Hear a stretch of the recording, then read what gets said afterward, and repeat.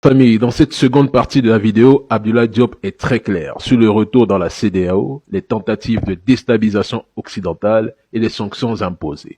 Écoutez attentivement. Les sanctions aussi, il faut revenir à ça. Je crois que quelqu'un en a parlé ici.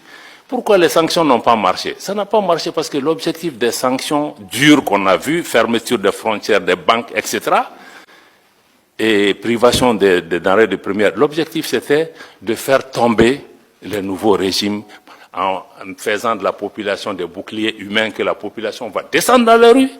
Je connais des chefs d'État qui ont dit dans les sommets que vous mettez une sanction comme on a fait au Niger, je vous donne ces 2 semaines maximum, ça va s'écrouler. Ça ne s'est pas produit. Et aussi, l'opposition CEDEAO-AES, je pense que c'est une création. Moi, je trouve même que c'est une création de certains responsables de la CEDEAO. Parce que quand nous, on a créé l'Alliance des États du Sahel, la charte du Liptako-Gourma le 16 septembre 2023, vous allez lire le préambule, il réitère l'attachement des 3 pays à la charte des Nations Unies, à l'acte constitutif de l'Union africaine et au traité de la CEDEAO. Pourtant, les 2 sommets de la CEDEAO qui ont suivi, ils ont dit non, non, non, ces gens, ils veulent casser l'intégration, ils veulent pas de ceci, ils veulent pas de cela, c'est une organisation fantôme. Donc, on a créé un antagonisme qui n'avait pas lieu d'être. Mais souvent, on peut juste vous demander où est-ce que vous étiez quand les Maliens mouraient par centaines de milliers à Tombouctou, à Gao, à Kidal, et dans la région de Mopti. Personne ne leur venait au secours. Est-ce que vous êtes interrogé comment ces gens mouraient? Est-ce que ces grandes organisations se sont occupées de ça? Donc, je pense que nous considérons que nous passons des difficultés. Personne n'a dit qu'on veut installer des dictatures militaires, etc. Mais on a dit qu'on est en train de construire un État, de créer des conditions pour un retour à l'ordre constitutionnel apaisé et sécurisé. Mais on est dans un contexte aussi géopolitique extrêmement tendu où des forces travaillent au quotidien pour nous renverser, pour créer des problèmes dans nos pays, y compris en utilisant la presse, la société civile. Au quotidien, le Mali est en train de démonter des tentatives de déstabilisation. C'est quotidien. Et je n'invente pas la chose par rapport à ça. L'UEMOA, c'est pas un secret. Moi, j'ai vu le président de la commission de l'UEMOA n'a jamais voulu rendre visite au Mali en disant que nous, il n'a pas reçu d'autorisation pour le faire.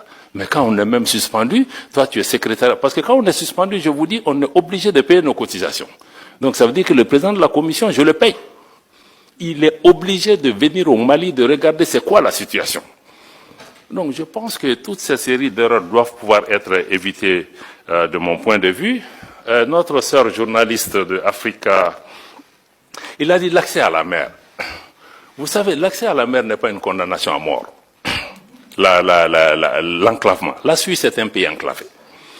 Deuxièmement, nos pays ont vécu des années après les indépendances, avant la création de ces organisations. Nous avons des modalités. Nous avons même des modalités bien avant ça. Si un pays côtier peut te taper la poitrine, c'est parce que tu as des pays enclavés en face, qui sont tes clients. Parce que autrefois, nous, on pensait que c'est le Mali qui dépendait des pays côtiers, mais aujourd'hui, tous les pays où il y a des ports, ils sont tous à Bamako représentés en compétition. Parce que je peux décider d'utiliser Cotonou, si Cotonou me fatigue, je vais aller à Dakar, et il me faut. Donc, moi, je pense qu'être enclavé aussi, bon, c'est une contrainte physique, mais ce n'est pas une condamnation à mort. Les pays qui ont investi des milliards de dollars, qui se sont endettés pour renforcer les capacités de leurs ports, mais sinon on n'utilise pas leurs ports, ils vont aller où? Donc moi, je crois que ceux qui disent aussi qu'on va venir, nous, je pense que notre président était très clair l'autre jour, il a dit que nous, on a pris un chemin de non-retour, il faut que les gens intègrent, mais je crois que les gens ne prennent pas encore au sérieux, il faut qu'ils le fassent. Mais posez-vous la question, et s'ils ne reviennent pas? Quelle est la réponse? Donc je crois que prenons les 2 options et disons-nous, on est tous des hommes politiques, je crois que toutes les options peuvent être possibles, mais posons-nous aussi l'autre question. D'ailleurs, je pense que notre frère du Maroc l'a indiqué, que bon, il y a d'autres initiatives qui viennent. Le Maroc a mis en place cette initiative royale. Ça veut dire qu'on a la CEDEAO, on a d'autres mécanismes, on a d'autres offres. Comme pour les partenariats, là, je crois qu'il y a plusieurs offres, que personne n'ait l'arrogance de penser que je suis la seule voie. Et après tout, nous sommes des pays qui ont existé avant ces organisations. Donc, en résumé, vraiment, c'est dire que nous, l'initiative de l'AES, c'est que vraiment nous voulons compter sur nous-mêmes pour nous en sortir. Ça ne veut pas dire qu'on n'a pas besoin des autres, Ça ne veut pas dire qu'on ne veut pas faire de partenariat, mais on est sorti du paradigme où on pensait que c'est l'ancienne puissance coloniale, c'est X, Y, s'il ne me vient pas en aide, je vais mourir. Mais il faut que nous aussi, on regarde en nous-mêmes quelle est notre valeur. Parce qu'on nous a mis dans la tête qu'on est pauvre et nous-mêmes, on est convaincus qu'on est pauvre. Et ceux qui nous disent qu'on est pauvre, ils sont chez nous, même si on les chasse, ils ne vont pas. Donc, quelque part, il faut que nous-mêmes, on change notre regard sur nous-mêmes. Peut-être qu'on n'a pas tout. La famille, en réalité, la CEDEAO était prête à plonger le Sahel dans le chaos simplement parce qu'elle refusait de voir Assimi Goïta, Ibrahim Traoré et le général Tchani au pouvoir. Tout simplement parce que les intérêts occidentaux étaient menacés. Quelle méchanceté.